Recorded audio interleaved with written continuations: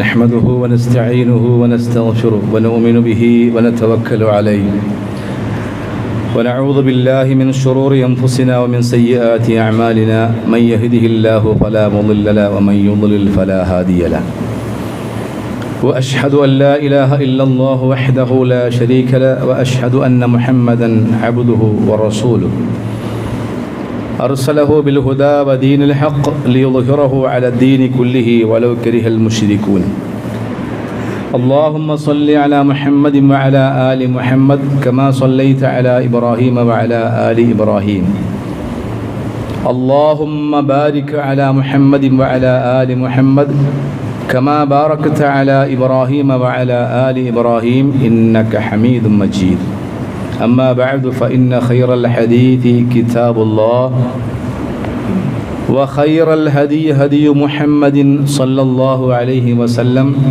وشر الأمور محدثاتها وكل محدثة بدعة وكل بدعة ضلالة وكل ضلالة في النار أيها الناس أوصيكم وإياي بتقوى الله أعوذ بالله من الشيطان الرجيم بسم الله الرحمن الرحيم يا أيها الذين آمنوا اتقوا الله حق تقاته ولا تموتن إلا وأنتم مسلمون يا أيها الذين آمنوا اتقوا الله وقولوا قولا سديدا يصلح لكم أعمالكم ويغفر لكم ذنوبكم ومن يطع الله ورسوله فقد فاز فوزا عظيما ഏറെ ബഹുമാനമുള്ള സഹോദരന്മാരെ, സഹോദരികളെ, സത്യവിശ്വാസികളെ, വിശ്വാസിനികളെ, അല്ലാഹു സുബ്ഹാനഹു വ തആലയുടെ നിയമനിർദ്ദേശങ്ങൾ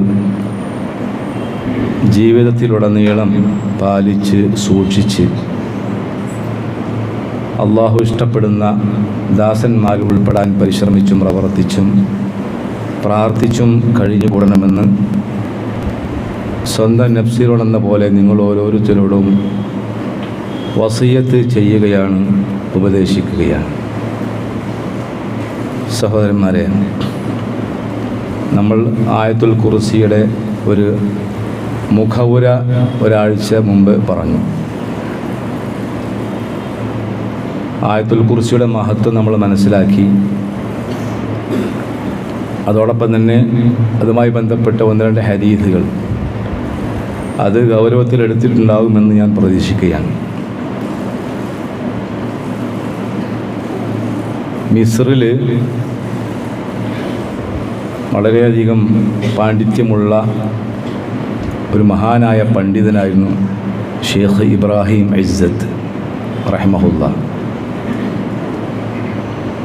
ഷെയ്ഖ് ഇബ്രാഹിം ഇസ്സത്ത് വളരെ കുറച്ചു കാലം മാത്രം ജീവിച്ച ഒരു പണ്ഡിതനാണ്.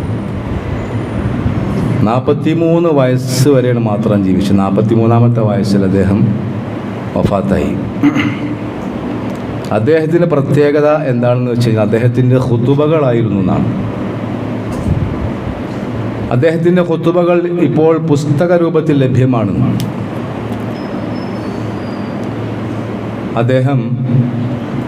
അദ്ദേഹത്തെക്കുറിച്ച് ആളുകൾ പറയുന്നത് അദ്ദേഹം പള്ളിയിലേക്ക് കയറി വരുമ്പോൾ ഒരു ഭയങ്കര ഹൈബത്തായിരിക്കുന്നു, ഭയങ്കര ഗാംഭീര്യം ഉണ്ടാവുന്നതാണ്. മാത്രമല്ല, അദ്ദേഹം മിമ്പറിൽ കയറിയാൽ ആളുകൾ കരയാൻ തുടങ്ങുന്നതാണ്. മഹാപാണ്ഡിത്യമുള്ള ഒരാളായിരുന്നു. അദ്ദേഹത്തിൻ്റെ ഖുതുബയുടെ പ്രത്യേകത, അദ്ദേഹത്തിൻ്റെ ഖുതുബകൾ മുഴുവൻ ഖുർആൻ തഫ്സീറായിരുന്നു എന്നാണ്. ഫാത്തിഹ മുതൽ ഇങ്ങനെ ബഖറ ഇങ്ങനെ അവസാനം സൂറത്തുൻ നാസ് വരെ തഫ്സീർ ചെയ്യലായിരുന്നു പതിവ്. അദ്ദേഹം ഒരു പള്ളിയിലെ ഇമാമായിരുന്നു. 20 വർഷം ഒരു പള്ളിയിൽ ഖുതുബ നിർവഹിച്ച ആളാണ്. അപ്പോൾ അദ്ദേഹം ഇങ്ങനെ ഖുർആൻ തഫ്സീർ ഇങ്ങനെ ചെയ്ത് അവസാനത്തെ സൂറത്തായ സൂറത്തുൻ നാസ് തഫ്സീർ ചെയ്തു മിമ്പറിൽ വെച്ച്.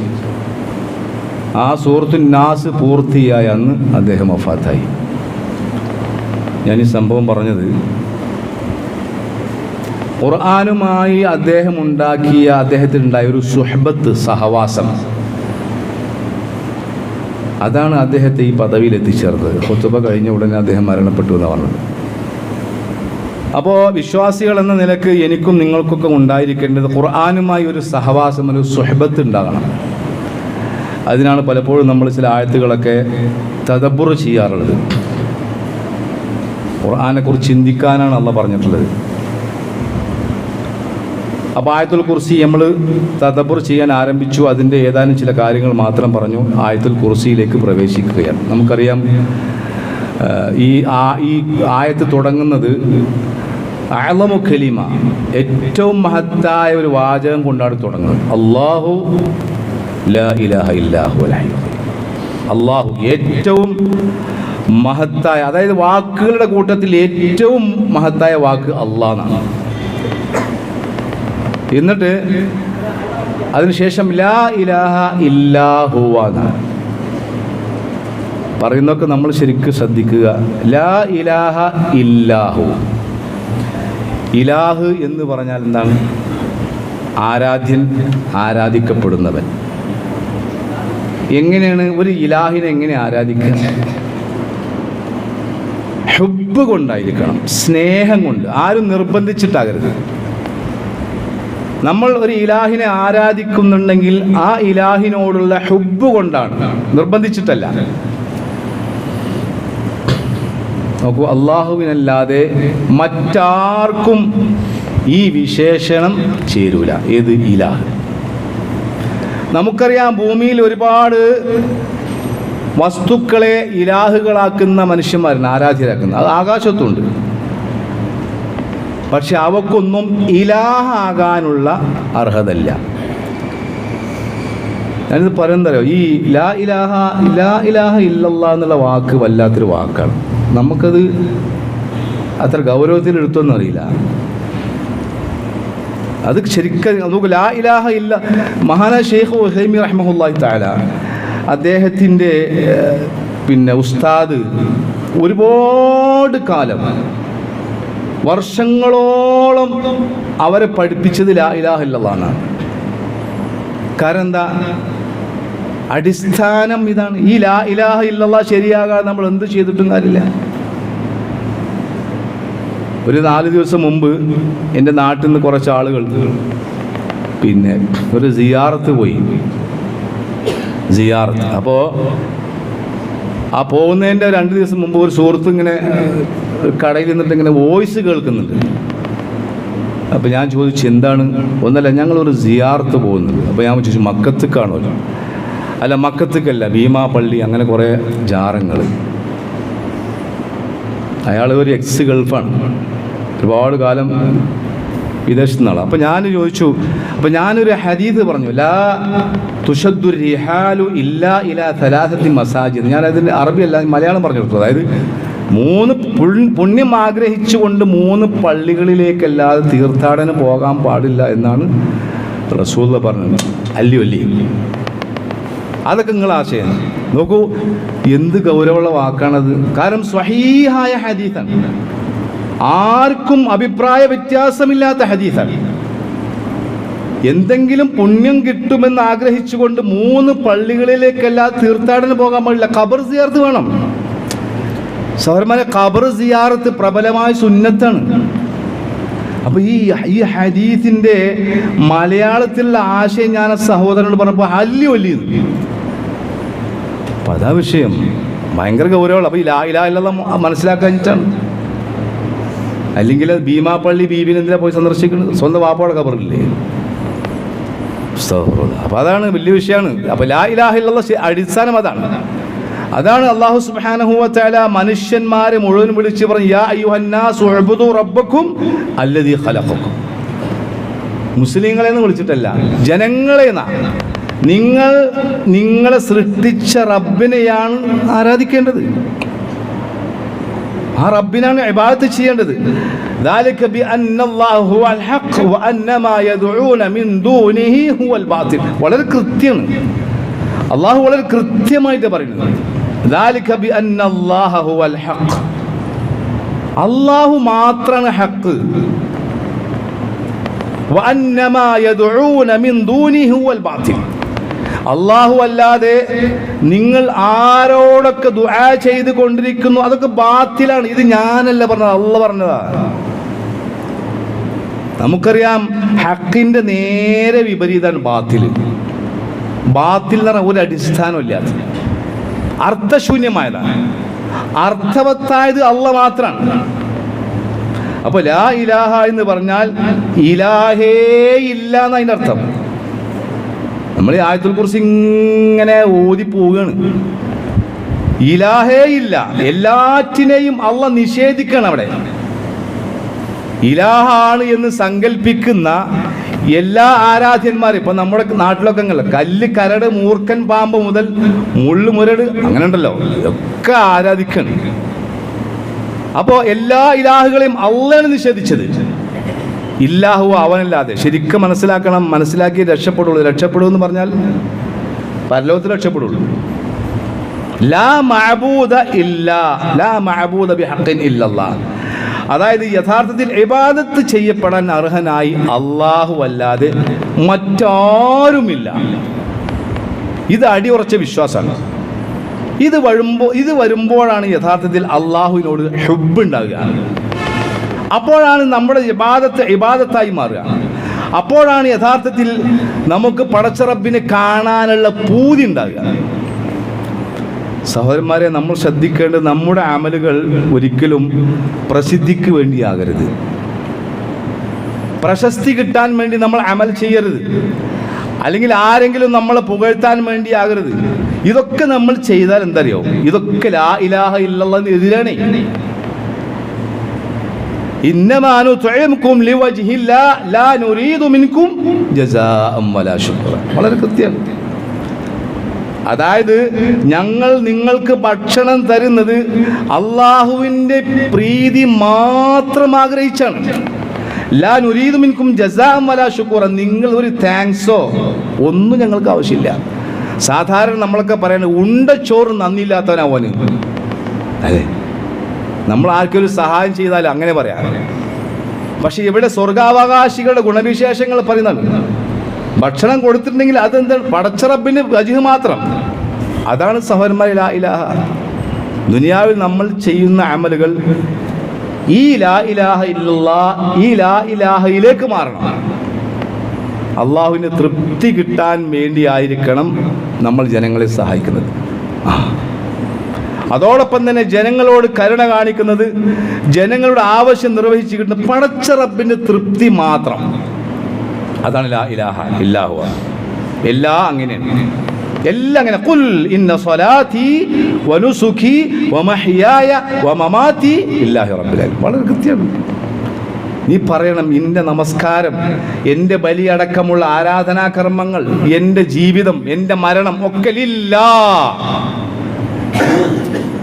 നമ്മൾ ഭക്ഷണം കഴിക്കുന്നുണ്ട്. എന്തിനാ ഭക്ഷണം കഴിക്കുന്നത്? അള്ളാഹുവിന് വിധേയപ്പെട്ട് ജീവിക്കാനുള്ള ശക്തി കിട്ടാനാണ്. വിശപ്പ് മാറാൻ മാത്രമല്ല. ജനങ്ങളുമായി ഉള്ള നമ്മുടെ സഹവാസം, ഭാര്യമാരുമായുള്ള നമ്മുടെ സഹവാസം, മക്കളുമായുള്ള സഹവാസം എന്തിനാ? അള്ളാഹുവിന് വിധേയപ്പെട്ട് ജീവിക്കാനാണ്. എല്ലാറ്റിൻ്റെയും അടിസ്ഥാനം ലാ ഇലാഹ. ആദം നബി അലൈഹിസ്സലാം മുതൽ അന്ത്യപ്രവാചകൻ മുഹമ്മദ് മുസ്തഫ സല്ലല്ലാഹു അലൈഹി വസല്ലമ വരെയുള്ള എല്ലാ പ്രവാചകന്മാർക്കും അള്ളാഹു നൽകിയ നിർദ്ദേശം എന്താ? വമാ അർസൽനാക മിൻ ഖബ്ലിക മിർ റസൂലിൻ ഇല്ലാ നൂഹി ഇലൈക അന്നഹു ലാ ഇലാഹ ഇല്ലാ അന ഫഅബ്ദുൻ. അതെ, ഞാനല്ലാതെ യാതൊരു ഇലാഹുമില്ല, ആരാധന. അതിനാൽ എന്നെ നിങ്ങൾ ആരാധിക്കൂ എന്ന് വഹ്യ് നൽകിയിട്ടല്ലാതെ നിനക്ക് ഒരു പ്രവാചകനെ അയച്ചിട്ടില്ല. യാ സലാം. വലഖദ് ബഅത്നാ ഫീ കുല്ലി ഉമ്മത്തിൻ റസൂലൻ അൻ അഅ്ബുദുല്ലാഹ വജ്തനിബുത് താഗൂത്ത്. തീർച്ചയായും ഓരോ സമുദായത്തിലും നാം ഓരോ റസൂലുമാരെ നിയോഗിച്ചു. എന്തിനാണ്? അൻ അഅ്ബുദുല്ലാഹ്, നിങ്ങൾ അല്ലാഹനെ ആരാധിക്കണം. വജ്തനിബുത് താഗൂത്ത്, എല്ലാ അല്ലാഹു അല്ലാത്ത എല്ലാ ദുർമൂർത്തികളെയും നിങ്ങൾ വെടിയണം. ഇന്നല്ലാഹ റബ്ബി വറബ്ബുക്കും ഫഅബ്ദൂഹു ഹാദാ സിറാത്തും മുസ്തഖീം. ഈസാ നബി അലൈഹിസ്സലാത്തു വസ്സലാം പറയും, യഥാർത്ഥത്തിൽ പിന്നെ ഞാനൊരു യാത്ര ചെയ്തു വരുമ്പോൾ കുറേ കന്യാസ്ത്രീകൾക്ക് നടന്നു പോകുന്നുണ്ട് പള്ളിയിൽ നിന്ന്. ഞായറാഴ്ചയിൽ സങ്കടം തോന്നി കണ്ടപ്പോൾ ഞാൻ എൻ്റെ സുഹൃത്തിനോട് പറഞ്ഞു, കാരണം ദുനിയാവില്ല ആഹ്റമില്ലല്ലോ. ഈസാ നബി അലൈഹിസ്സലാത്തു വസ്സലാം പറഞ്ഞ അതായത് ഇന്നല്ലാഹ റബ്ബി വ റബ്ബുക്കും, എൻ്റെ റബ്ബ് അള്ളയാണ്, നിങ്ങളുടെ റബ്ബും അള്ളയാണ്. അതുകൊണ്ട് നിങ്ങൾ എന്ത് ചെയ്യണം? ഫഅ്ബുദൂൻ, ആ റബ്ബിനെയാണ് നിങ്ങൾ ഇബാദത്ത് ചെയ്യേണ്ടത്. ഈ പാവപ്പെട്ട മനുഷ്യന്മാർ യേശുവിൻ്റെ ആ പ്രതിമ മുമ്പിൽ കർത്താവായ യേശുവേ ഞങ്ങളെ രക്ഷിക്കണേ, അസ്തഗ്ഫിറുല്ലാഹ്, ഹാദാ സിറാത്തുൽ മുസ്തഖീം, അതാണ് സിറാത്തുൽ മുസ്തഖീം. സഹോദരന്മാരെ, ഖുർആൻ മറിച്ചു നോക്കിയാൽ നിറയെ ഇതാണ്. നബിയുടെ കാലത്ത് മക്കയിലെ മുശ്രിക്കുകൾ അവർക്ക് ലാ ഇലാഹ ഇല്ലല്ലാഹ് എന്ന വചനത്തിൻ്റെ അർത്ഥം അറിയായിരുന്നു. നമുക്കറിയാലോ. ശരിക്കും മനസ്സിലാക്കിക്കോളീം. അതായത് മക്കയിലെ മുശ്രിക്കുകൾക്ക് ലാ ഇലാഹ ഇല്ലല്ലാഹ് എന്ന കലിമത്ത് തൗഹീദിന്റെ അർത്ഥം വളരെ കൃത്യമായി അറിയാമായിരുന്നു. പക്ഷേ അതിലവർ വിശ്വസിച്ചിരുന്നില്ല. അതാ വിഷയം. ലാ റബ്ബ ഇല്ലല്ലാഹ്, അവർക്ക് എതിരെ അഭിപ്രായമില്ല, എതിരുണ്ടായില്ല. അതായത് ഈ ലോകത്തിന്റെ റബ്ബ് അള്ളയാണ്. മക്കയിലെ മുശ്രിക്കുകൾക്ക് എതിർപ്പില്ല. ലാ റാസിഖ ഇല്ലല്ലാഹ്, ലോകത്തുള്ള മുഴുവൻ സൃഷ്ടിജാലങ്ങൾക്കും റിസ്ക് നൽകുന്ന അള്ളയാണ്. മക്കയിലെ മുശ്രിക്ക് എതിർപ്പില്ല. ലാ ഖാലിഖ ഇല്ലല്ലാഹ്, ലോകത്തെ മുഴുവൻ സൃഷ്ടിച്ചത് അള്ളാഹുവാണ്, എതിർപ്പില്ല.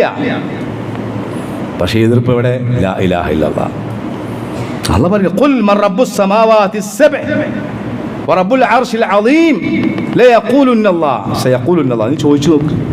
അതായത് ഈ 7 ആകാശം സൃഷ്ടിച്ചത് ആരാ? ആരാണ് അർശിന്റെ മഹത്തായ അർശിന്റെ ഉടമ? ആരാ? ഇത് മക്കയിലെ മുശ്രിക്കീങ്ങളോട് ചോദിച്ചാൽ അവർ പറയും സയഖൂലുന്നല്ലാഹ്, അള്ളയാണ്. ഇവിടെ ഇപ്പം എല്ലാവരും അങ്ങനത്തല്ലേ പറയുന്നത്. ഒരു ക്രിസ്ത്യാനിയോട് ചോദിച്ചാൽ ഈ ലോകത്തെ സൃഷ്ടിച്ചത് ആരാണ്? അള്ളയാണ് പറയും. ഒരു ദൈവമാണ് പറയും. അതേപോലെ ആ മുസ്ലിം സഹോദരനോട് ചോദിച്ചാലും, അതേപോലെ മുസ്ലിം നാമധാരിയോട് ചോദിച്ചാലും പറയും എന്ത്? എടോ, ആകാശത്ത് നിന്ന് മഴ വർഷിപ്പിക്കുന്ന ഭീമാപ്പള്ളിയിലെ ബീബിയാണോ? അല്ല. മൊഹിദ്ദീൻ ഷേഖാണോ? അല്ല. മമ്പർത്ത തങ്ങളാണോ? അല്ല. പുത്തമ്പള്ളി മൂപ്പരാണോ? അല്ല. എന്ത് വ്യത്യാസം? വെറുതെ പറയില്ല, അള്ളാഹ് പറയണം. ഖുർആൻ ആയത്താണിത്. വലഇൻ സഅൽതഹും മൻ ഖലഖഹും ലയഖൂലുന്നല്ലാഹ്, മക്കയിലെ മുശ്രിക്കീങ്ങളോട് ചോദിക്കാൻ അള്ളാഹ് പറഞ്ഞു. നിങ്ങൾ സൃഷ്ടിച്ചതാരാ? നിങ്ങൾ സൃഷ്ടിച്ചതാരാണ് എന്ന് ചോദിച്ചാൽ അവർ പറയും. ആര്? അവർ എന്ന മുശ്രിക്കീങ്ങളാണ്. അവർ പറയും ലയഖൂലുന്നല്ലാഹ്, അള്ളയാണ്. ഫഅന്നാ യുഫകൂൻ, പിന്നെ എങ്ങനെയാണ് നിങ്ങൾ വ്യതിചലിക്കപ്പെടുന്നത്? അപ്പോൾ സഹോദരന്മാരെ, നമ്മൾ മനസ്സിലാക്കേണ്ടത് ഈ ലാ ഇലാഹ ഇല്ലല്ലാഹ് ഇതിലാണ് യഥാർത്ഥത്തിൽ, പിന്നെ അവിടെയാണ് വ്യത്യാസം ഉണ്ടായത്. ബാക്കിയുള്ളവരൊന്നും വ്യത്യാസമില്ല. അത് ചോദിച്ചില്ല, റസൂലാണ് ചോദിച്ചു, അജഅലൽ ആലിഹത ഇലാഹൻ വാഹിദ ഇന്ന ഹാദാ ലശൈഉൻ ഉജാബ്. മുഹമ്മദ്, നീ ഇപ്പം എന്ത് പണിയാണ് ചെയ്തത്? എല്ലാ ഇലാഹുകളെയും ഒരു ഇലാഹാക്കി. അതാപ്പം നീ ഇത് വല്ലാത്തൊരു അത്ഭുതമാണ്. അപ്പോൾ സഹോദരന്മാരെ, ഇതാണ് അല്ലാഹു ലാ ഇലാഹ. ശരിക്കും മനസ്സിലാക്കാൻ തൗഫീഖ് നിങ്ങളുടെ. ഇനി നമ്മൾ പറയുന്നത് എന്തുകൊണ്ട് അല്ലാഹു മാത്രമാണ് ഇലാഹ്? എന്തുകൊണ്ട് അല്ലാഹു മാത്രമാണ് ഇലാഹ്? അതിൻ്റെ ഒന്നാമത്തെ ഉത്തരം അൽ ഹയ്യു അൽ ഖയ്യൂം. നമ്മൾ ആയത്തിങ്ങനെ വിശദീകരിക്കുകയാണ്. അപ്പോൾ അല്ലാഹു ഏറ്റവും മഹത്തായ കലിമത്ത് കൊണ്ട് തുടങ്ങി, പിന്നെ ലാ ഇലാഹ, അതായത് ആരാധനാക്കാൻ ഇലാഹ് പടച്ചറബല്ലാതെ വേറെ ഒന്നുമില്ല, വല്ലാ ഇലാഹുകളെ നിഷേധിച്ചു. എന്നിട്ട് പറഞ്ഞു എന്തുകൊണ്ട് ആ റബ്ബിനെ മാത്രം ഇലാഹാക്കണം? അൽ ഹയ്യു അൽ ഖയ്യൂം. അവൻ ഹയ്യാണ്. ഹയ്യ് എന്ന് പറഞ്ഞാൽ എന്നെന്നും ജീവിച്ചിരിക്കുന്നവനാണ്. അപ്പോൾ ഒന്ന് മനസ്സിലായി, എന്നെന്നും ജീവിച്ചിരിക്കുന്ന ആളുകളെ മാത്രമേ ഇലാഹാക്കാൻ പാടുള്ളൂ, അല്ലേ? ഈ ഹയ്യ് എന്നുള്ള വാക്ക് ഹയാത്തിൽ നിന്ന് വന്നതാണ്.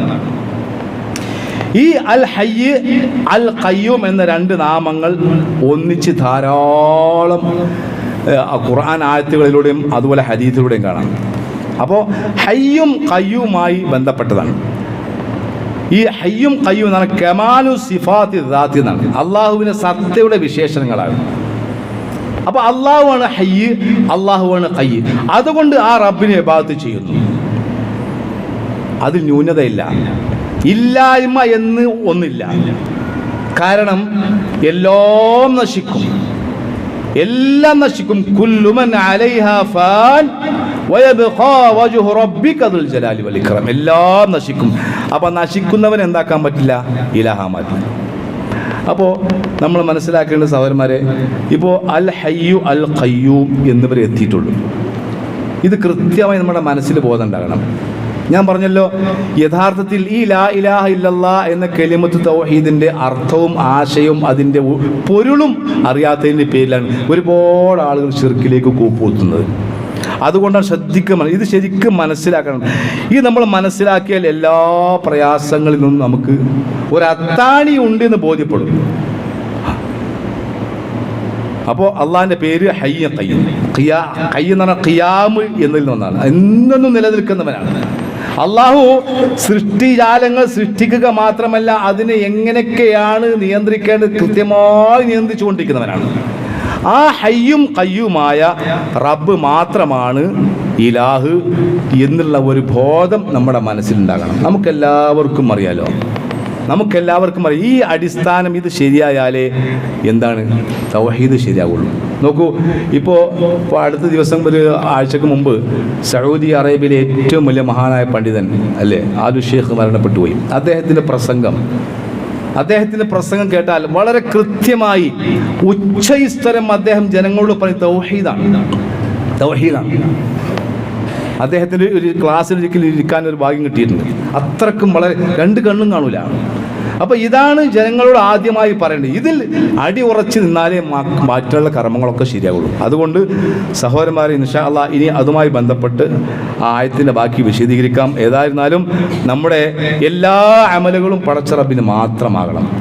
ആരുടെയും പ്രീതിക്ക് വേണ്ടി അല്ലെങ്കിൽ ആരെയും പുകഴ്ത്താൻ വേണ്ടി ആരെയും പ്രശംസ കിട്ടണമെന്ന് വേണ്ടി ആകരുത്. അതൊക്കെ ഇഖ്ലാസിനെതിരാണ്, അത് ശിർക്കായി മാറും. അതുകൊണ്ട് കൃത്യമായി മനസ്സിലാക്കുക. അല്ലാഹു സുബ്ഹാനഹു വ തആല അല്ലാഹുവിനെ കുറിച്ച് കൃത്യമായി മനസ്സിലാക്കാനും അതനുസരിച്ച് ജീവിതം ക്രമപ്പെടുത്താനും അല്ലാഹു നമുക്ക് എല്ലാവർക്കും തൗഫീഖ് നൽകി അനുഗ്രഹിക്കുമാറാവട്ടെ. അഖൂലു ഖൗലി ഹാദാ വ അസ്തഗ്ഫിറുല്ലാഹ ലി വ ലക്കും ഫസ്തഗ്ഫിറു ഇന്നഹു ഹുവൽ ഗഫൂറുർ റഹീം.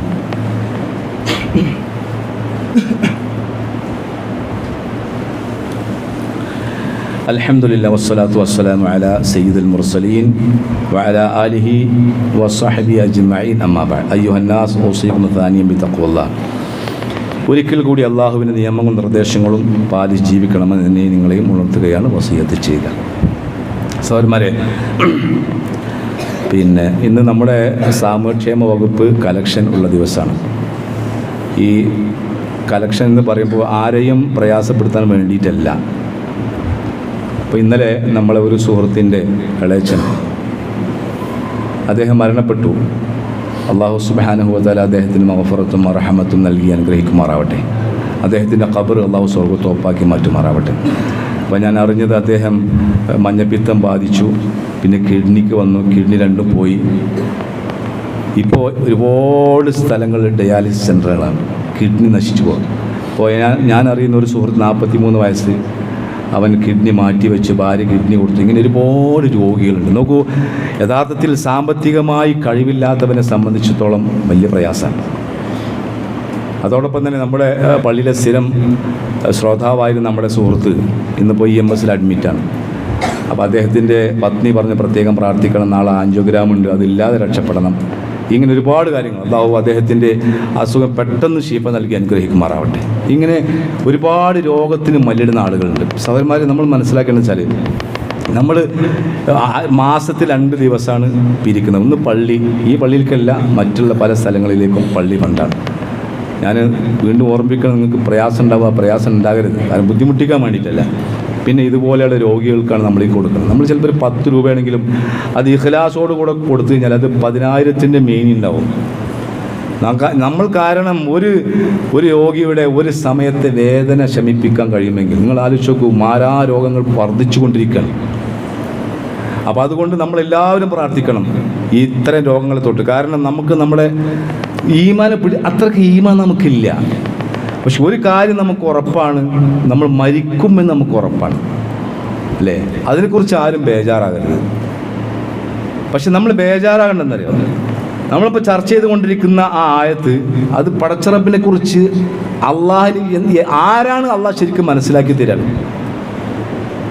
നോക്കൂ, നമ്മുടെ അനുവാദം ചോദിക്കാതെയാണ് മരണം നമ്മെ തേടിയെത്തുന്നത്, അല്ലേ? അതോടൊപ്പം തന്നെ നമ്മുടെ അനുവാദം ചോദിക്കാതെ, അനുവാദത്തിന് കാത്തു നിൽക്കാതെ നമ്മുടെ റൂഹിനെ കൊണ്ടുപോവുകയാണ്. ഇതൊക്കെ നമുക്ക് കൃത്യമായിട്ട് അറിയാം. അതിനെക്കുറിച്ച് ബേജാറാകരുത്. അതങ്ങനെ നടക്കും, ബേജാറായിട്ട് കാര്യമില്ല. അപ്പം ഇന്നലെ സുഹൃത്തു ഇങ്ങനെ രാത്രി എന്തോ ഒരു ഇങ്ങനെ മനസ്സിന് അങ്ങനെ വിഷമം. നമ്മൾ വിഷമം ഉണ്ടായിട്ട് കാര്യമില്ല, വെറുതെ ബേജാറാകണ്ട. ഈമാനില്ലാത്ത പ്രശ്നം, ഈമാൻ്റെ കുറവാണിത്. പക്ഷെ നമ്മൾ ബേജാറ് എവിടെയാണ് നിങ്ങൾ? ഈ മരിക്കുന്ന ഈ റൂഹ് നമ്മിൽ നിന്ന് പോകുന്ന സമയത്ത് നമ്മുടെ അവസാനത്തെ വാക്ക് എന്താകണം? ലാ ഇലാഹ ഇല്ലല്ലാഹ്. അതാകണം. അതാ ചില ആളുകൾക്ക് പറയും, ഞാൻ മരിക്കാൻ കിടക്കുമ്പോൾ എൻ്റെ സഹധർമ്മിണി പറഞ്ഞു തരും, എൻ്റെ മക്കൾ പറഞ്ഞു തരും. സഹോദരന്മാരെ, ആര് എത്ര ഉറക്കെ പറഞ്ഞാലും കഴിയില്ല എന്ന് പറഞ്ഞാൽ ഈ ലാ ഇലാഹ ഇല്ലല്ലാഹ് എന്ന അടിസ്ഥാന തത്വത്തിൽ ഉറച്ചു നിന്നെങ്കിൽ കഴിയുള്ളൂ. ഇത് ഞാൻ വെറുതെ പറയില്ല. 40 വർഷം മഹാന്മാരായ പണ്ഡിതന്മാർ തൗഹീദ് പഠിപ്പിക്കുമ്പോൾ പറയുന്നൊരു കഥ നിങ്ങൾ കേട്ട കഥയാണ്. പക്ഷെ നമ്മുടെ ആയത്തിൽ വിശദീകരിക്കും പറയാണ്. അതായത് 40 വർഷം ഒരു പള്ളിയിൽ ബാങ്ക് വിളിച്ചിരുന്ന ഒരാൾ, അയാളെ കുറിച്ച് പറയുന്നുണ്ട് തൗഹീദ് പഠിപ്പിക്കുമ്പോൾ. ഇയാൾ ഒരു പള്ളിയിൽ സ്ഥിരമായിട്ട് 40 വർഷം ബാങ്ക് വിളിച്ചിരുന്ന ആളാണ്. അദ്ദേഹം രോഗിയായി മരണാസന്നായി കിടക്കുമ്പോൾ ആ മഹലിലെ ആളുകൾ മൊത്തം അദ്ദേഹത്തിന് ചുറ്റും കൂടി നിന്ന് ലാ ഇലാഹ ഇല്ലല്ലാഹ് എന്ന് ചൊല്ലിക്കൊടുക്കാൻ തുടങ്ങി. വാപ്പ മരിക്കുമ്പോൾ നമ്മളൊക്കെ പറയും, വാപ്പാ ലാ ഇലാഹ ഇല്ലല്ലാഹ് അമ്മ ചൊല്ലിക്കൊടുക്കണം. കാരണം എന്തറിയോ? ഈ മരണസമയത്ത് ശൈത്താൻ അങ്ങനെ വസ്വാസം ഉണ്ടാക്കും. എടാ, അത് ചിന്തിച്ചതാക്ക, നീ മരിച്ചാൽ നിന്റെ മക്കൾ എന്താവും, നിന്റെ സ്വത്ത്, നിന്റെ കാർ ആര് കൊണ്ടുപോകും? ഈ ചിന്തയാണ്, അത് വരരുത്. അപ്പോൾ ഈ മനുഷ്യന് ഇവര് ചുറ്റുഭാഗം നിന്നുകൊണ്ട് ലാ ഇലാഹ ഇല്ലല്ലാഹ് എന്ന് ചൊല്ലിക്കൊടുക്കണം. പക്ഷെ ഇയാൾക്ക് ചെല്ലാൻ കഴിയണില്ല. ഇവര് ബേജാറായി. അങ്ങനെ ഇയാൾക്ക് ഇടക്ക് ബോധം നഷ്ടപ്പെടുന്നുണ്ട്, ഇയാൾക്ക് ബോധം തിരിച്ചു കിട്ടുന്നുണ്ട്. അപ്പൊ ഈ ബോധം തിരിച്ചു കിട്ടിയ അവസരത്തിൽ ഇവർ ചോദിച്ചു, എന്താണ് നിങ്ങൾക്കിത് പറയാൻ കഴിയാത്തത്? ഞങ്ങളിത് ആവർത്തിച്ച് ചൊല്ലി തന്നിട്ടും താങ്കൾക്ക് എന്തുകൊണ്ട് പറയാൻ കഴിഞ്ഞില്ല? താങ്കൾക്കല്ലേ ഇത് പറയാൻ കഴിയേണ്ടത്. കാരണം താങ്കളല്ലേ പണ്ടൊക്കെ ബാങ്ക് വിളിച്ചത് മിനാരത്തിന്റെ മുകളിൽ കയറിയിട്ടാണ്. താങ്കളല്ലേ 5 നേരവും 40 വർഷം നിരന്തരമായി ലാ ഇലാഹ ഇല്ലല്ലാഹ് എന്ന് ഉച്ചത്തിൽ വിളിച്ചു പറഞ്ഞുകൊണ്ടിരുന്നത്. അയാൾക്ക് പറയാൻ കഴിയില്ല. ശരിക്കും ശ്രദ്ധിക്കുക, ബേജാറായിക്കോളി. അയാൾക്ക് പറയാൻ കഴിയില്ല. ആ സമയത്ത് ആ മനുഷ്യൻ പറഞ്ഞ മറുപടി ആ ആളുകളെ മുഴുവൻ പരിവർത്തിപ്പിച്ചു എന്നാണ്. അയാൾ പറയാണ്, ഞാന് പള്ളിയുടെ മിനാരത്തിന്റെ മുകളിൽ കയറാറുള്ളത് ബാങ്ക് വിളിക്കാനല്ല. 40 കൊല്ലം തൗഹീദിന്റെ ശബ്ദവും റിസാലത്തിന്റെ മഹത്വം, അതാണ് ബാങ്ക്. ഈ മനുഷ്യൻ പറയാണ്, 40 വർഷം ഞാൻ ബാങ്ക് വിളിച്ചു. എന്റെ ബാങ്ക് വിളിക്കാൻ കയറിയല്ല അത് മിനാരത്തിന്റെ മുകളിൽ. പിന്നെ ഞാൻ മിനാരത്തിന്റെ മുകളിൽ കയറിയാൽ തൊട്ടപ്പുറത്തെ വീട്ടിലെ ജനലിലൂടെ ഒരു പെൺകുട്ടിയെ കാണും. ആ പെൺകുട്ടിയെ കാണാനുള്ള ആഗ്രഹമായിട്ടാണ് ഞാൻ ബാങ്ക് വിളിക്കാൻ കയറുന്നത്. എന്നിട്ട് അവസാനം അയാൾ പറയാ, ഇന്നമാ കാന ലിമുതഅത്തിൻ മിൻ മതാഇ ദുനിയ. എന്റെ ബാങ്ക് ദുനിയാവിലെ ഒരു സുഖം ആസ്വദിക്കാനാണ്. ശരിക്കും ശ്രദ്ധിക്കുക. അപ്പൊ ലാ ഇലാഹ ഇല്ലല്ലാഹ് പാടിയിട്ട് കാര്യമില്ല, കുറെ ചൊല്ലിയിട്ട് കാര്യമില്ല. അത് ഉള്ളിലേക്ക് ഇറങ്ങണം. ഉള്ളിലേക്ക് ഇറങ്ങിക്കഴിഞ്ഞാൽ മാത്രമേ, അതാ അള്ളാഹു പറഞ്ഞു, ഫഅലം അന്നഹു ലാ ഇലാഹ ഇല്ലല്ലാഹ്. അള്ളാഹു പറയാ, നിങ്ങൾ ആദ്യം ലാ ഇലാഹ ഇല്ലല്ലാഹ് എന്ന് അറിയണം. മൻ മാത വഹുവ യഅലം അന്നഹു ലാ ഇലാഹ ഇല്ലല്ലാഹ് ദഖലൽ ജന്ന. ഹബീബായ മുഹമ്മദ് മുസ്തഫ സല്ലല്ലാഹു അലൈഹി വസല്ലം. മൻ മാത വഹുവ യഅലം, മരിക്കുമ്പോൾ അവൻ അറിയണം എന്ത്? അന്നഹു ലാ ഇലാഹ ഇല്ലല്ലാഹ്. എല്ലാ ഇലാഹുകളെ നിഷേധിച്ച് ഏകനായ ഇലാഹ് റബ്ബ് മാത്രമേ ഉള്ളൂ എന്ന് അറിഞ്ഞാൽ മാത്രമേ സ്വർഗ്ഗത്തിൽ കടക്കുള്ളൂ. അപ്പൊ സഹോദരന്മാരെ, ഇത് ഗൗരവമുള്ള വിഷയമാണ്. അതുകൊണ്ട് പ്രാർത്ഥിക്കുക, എപ്പോഴും പ്രാർത്ഥിച്ചുകൊണ്ടിരിക്കുക. മഹാനായ ഇബ്രാഹിം നബി അലൈഹി സ്വലാത്തു വസ്സലാമും ഇസ്മായിൽ അലൈഹി സ്വലാത്തു വസ്സലാമും പ്രാർത്ഥിച്ചുകൊണ്ടില്ല. എത്ര പ്രാർത്ഥന! റബ്ബനാ വജ്അൽനാ മുസ്ലിമൈനി ലക്. എന്താണ് ആ വാക്ക്? എന്താ ഇപ്പൊ പറഞ്ഞത്? റബ്ബനാ, ഞങ്ങളുടെ രക്ഷിതാവേ. ആരാ പ്രാർത്ഥിക്കുന്നത്? ഖലീലുള്ള, അള്ളാന്റെ കൂട്ടുകാരൻ. പിന്നെ ആരാ? പൊന്നോമന പുത്രൻ. ഇവര് പറയാ, റബ്ബനാ വജ്അൽനാ മുസ്ലിമൈൻ. അല്ലാഹുവേ, നീ ഞങ്ങൾ രണ്ടാളെയും മുസ്ലിമാക്കണെന്നാണ്. സൂറത്തുൽ ബഖറ പരിശോധിച്ച് നോക്കി. എന്താ, ഒരു മുസ്ലിം അല്ലേ? ഒരു മുസ്ലിം മാത്രമല്ല, പ്രവാചകന്മാരല്ലേ? പിന്നെ എന്തുകൊണ്ട് പ്രാർത്ഥിച്ചു? അതാണ് വിഷയം. കാരണം ഞാനും നിങ്ങളൊക്കെ ഇപ്പൊ മുസ്ലിങ്ങളാണല്ലോ. ഈ ഇസ്ലാമിൽ മരണം വരെ സബാത്ത് തസ്ബീത്ത് നമുക്ക് കിട്ടണം. മരണം വരെ പ്രാർത്ഥിച്ചോളി. അല്ലാഹു സുബ്ഹാനഹു വ തആല യഥാർത്ഥ കലിമത്ത് തൗഹീദ് അടിയുറച്ച് നിൽക്കാനും അവസാനം ആ കലിമത്ത് തൗഹീദ് ഉച്ചരിച്ചുകൊണ്ട് മരിക്കാനും നമുക്കെല്ലാവർക്കും തൗഫീഖ് നൽകി അനുഗ്രഹിക്കുമാറാവട്ടെ. അർഹമുർ റഹീമീനായ റബ്ബേ,